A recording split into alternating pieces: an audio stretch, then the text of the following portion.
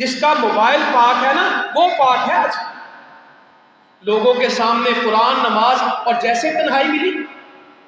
نبی کریم صلی اللہ علیہ وسلم فرماتے ہیں کچھ لوگ قیامت میں تہامہ پہاڑ کی طرح، کتنا بڑا پہاڑ ہے عرب کا تہامہ، اس کے برابر نیکیاں لائیں گے، تہامہ پہاڑ کے وزن کے برابر نیکیاں لائیں گے.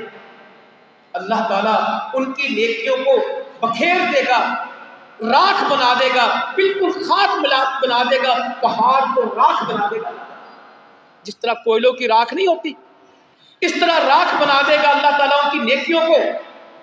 تو صحابہ کرام رضی اللہ عنہم اجمعین کہنے لگے اللہ کے نبی صلی اللہ علیہ وسلم آپ ان کے بارے میں ہمیں آگاہ کر دیں کہیں ہم اس میں مبتلا نہ ہو جائیں.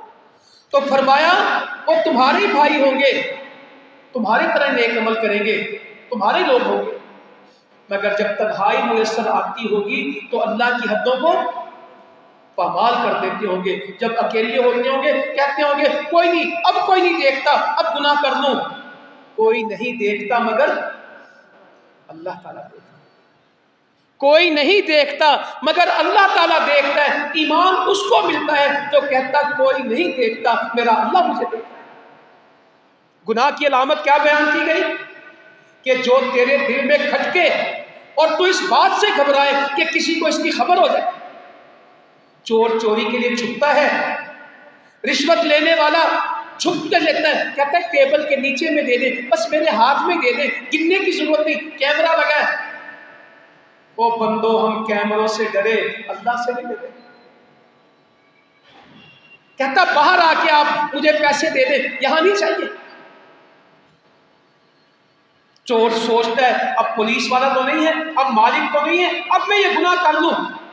نہیں میرے بزرگوں بھائیوں، جب کوئی بھی نہیں ہوگا میرا اللہ اس وقت ہے.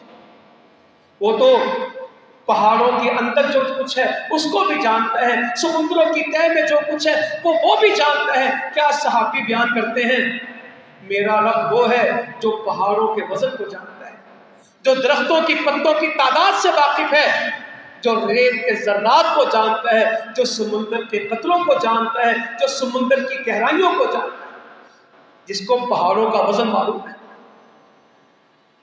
کیا تعریف کرنے والے کی رب کی جانتے تھے اللہ کو منانا کس طرح. ہمارے ہاں تو دعا کا رواج ہی نہیں، دعائیں بھی رٹی رٹائی کر لیتے ہیں. دعا کرنے سے پہلے بھی اللہ کی حمد کرنی پڑتی ہے. ایک بندہ جلدی جلدی دعا کر رہا تھا، نبی صلی اللہ علیہ وسلم نے فرمایا نہ تو نے اللہ کی حمد بیان کی، نہ تو نے درود پڑھا، تو ویسے دعا کر.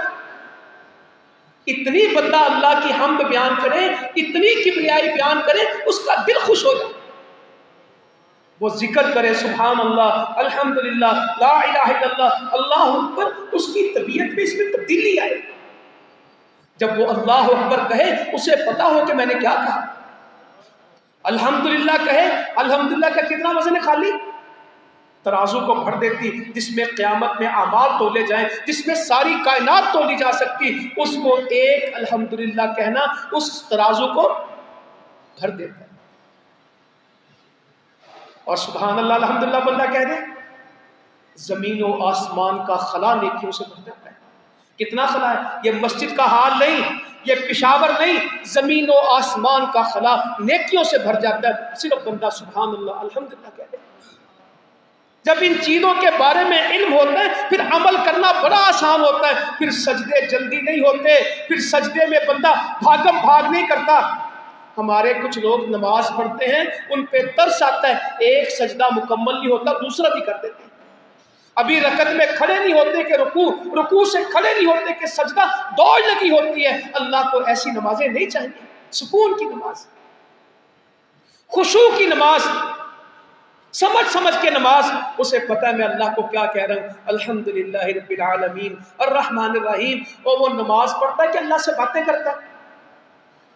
وہ کہتا ہے میں اللہ سے ملاقات کے لیے آیا ہوں، میں اللہ سے مانگنے کے لیے آیا ہوں، میری اللہ سے بات چیت ہے. جب وہ کہتا ہے سبحان ربی الاعلیٰ، اسے پتا ہے کہ وہ کس اونچے رب کی تسبیح بیان کر رہا ہے. سبحان ربی العظیم، اسے پتا ہے کہ وہ کس عظمت والے رب کی تعریف کر رہا ہے. وہ جانتا ہے اسے پتہ ہے سمی اللہ لمن حمیدہ، اس نے حمد کو سن لیا، وہ جانتا ہے ربنا ولک الحمد کہ ساری تعریف تو تیرے لیے رب، حمدن کثیرا، تھوڑی نہیں بہت، طیب طیب مبارکن فی، اسے پتہ ہے سبحانک اللہم ربنا وبحمدک اللہم اغفر لی، جب وہ سجدے میں کہتا اللہم اغفر لی، اسے پتہ ہے کہ میں نے اللہ سے مانگا کیا، جو وہ پتہ ہی نہیں۔ کئی تراویح میں قرآن پڑھے ہوتے ہیں، قسم سے اگر وہ پورا قرآن پڑھنے کی بجائے صرف 30واں پارہ پڑھ لیں اور سکون سے پڑھے تو بہتر کیا ہے؟ کسی کو نہ آگے پتہ نہ پیچھے پتہ ہے، دوڑ لگی نماز کی، نہ 25 رکعت نماز پڑھے، 10 رکعت پڑھے، سکون سے پڑھے۔ اور جسے مجھے کسی نے کہا جسے زندگی میں سکون نہیں ہے وہ نماز سکون سے پڑھنا شروع کر دے، جسے زندگی میں سکون نہیں ہے وہ سجدے سکون سے کرنا شروع کر دے، ایسا سجدہ کرے دل ٹھنڈا ہو جائے۔ کیا اللہ تعالیٰ قرآن مجید میں فرماتے ہیں وَاسْجُدْ وَاقْتَرِب، اور سجدہ کر اور میرے قریب ہو جا۔ نبی مکرم صلی اللہ علیہ وسلم فرماتے ہیں بندہ اللہ تعالیٰ کے سب سے زیادہ قریب سجدے میں ہوتا ہے، اللہ سے دعائیں کیا کرو۔ اماں جی عائشہ رضی اللہ عنہ فرماتی ہیں تم میں سے اگر کوئی 40 یا 50 آیتیں پڑھنا چاہتا تو پڑھ سکتا تھا، اس کے بعد نبی کریم صلی اللہ علیہ وسلم سجدے سے سر اٹھاتے تھے۔ 50 آیتیں پڑھنے میں ٹائم کتنا لگتا ہے کہ تم میں سے کوئی 50 آیتیں پڑھنا چاہتا تو پڑھ سکتا تھا، اس اتنے دورانیے میں نبی کریم صلی اللہ علیہ وسلم سجدے سے سر اٹھاتے تھے۔ اور یہاں 50 آیتیں پڑھنے سے پہلے بندے 4 رکعتیں پڑھ جاتے ہیں، اور ایسی دڑکی لگائیں گے نماز میں، کوئی جرمانہ ہوا ہے آپ کو؟ کسی نے سٹاپ واچ لگائی ہوئی کہ یہ نماز 3 منٹ میں مکمل کرنی؟ جنازہ پڑھیں گے تو منٹ بھی پورا، او بھائی اس کا آخری حق ہے، وہ اس دنیا سے جا رہا ہے، ہمارے ذمے ہے، مسلمان کا مسلمان پہ حق ہے کہ جب وہ فوت ہو جائے تو کیا کرے؟ اس کا جنازہ پڑھے۔ 100 بندے جنہوں نے اللہ سے شرک نہ کیا ہو اس کی بخشش مانگتے ہیں تو اللہ تعالیٰ اس کو بخش دیتا ہے۔ پھر کہا 40 بندے، پھر فرمایا 2 بندے کھڑے ہو کے بھی کہہ دیں، اور ہمارے تو مسئلہ ہی اور ہے، اللہم اغفر لی حینا و میتنا و شاہدنا و غائبنا، یہ ہمارے لیے کہ میت کے لیے؟ کیونکہ ترجمہ نہیں آتا، صرف یہ پڑھ کے آ جاتے ہیں، یہ آپ نے اپنے لیے پڑھی کہ میت کے لیے پڑھی ہے؟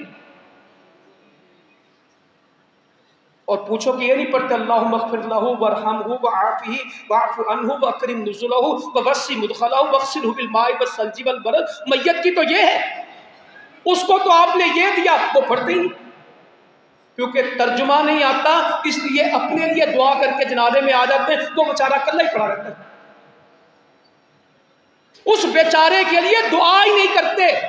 میں یہ نہیں کہتا اونچی پڑھیں یا آہستہ پڑھیں، اونچی پڑھنے والوں کا بھی عمل ٹھیک ہے، آہستہ پڑھنے والوں کا بھی عمل ٹھیک ہے، دونوں طرح جنازہ پڑھنا ٹھیک ہے، جو آہستہ پڑھتے ہیں وہ بھی ٹھیک پڑھتے ہیں، جو اونچا پڑھتے ہیں وہ بھی ٹھیک کرتے ہیں۔ میں تو یہ پوچھتا ہوں کہ اس پہ دعا کون سی کرتے ہیں؟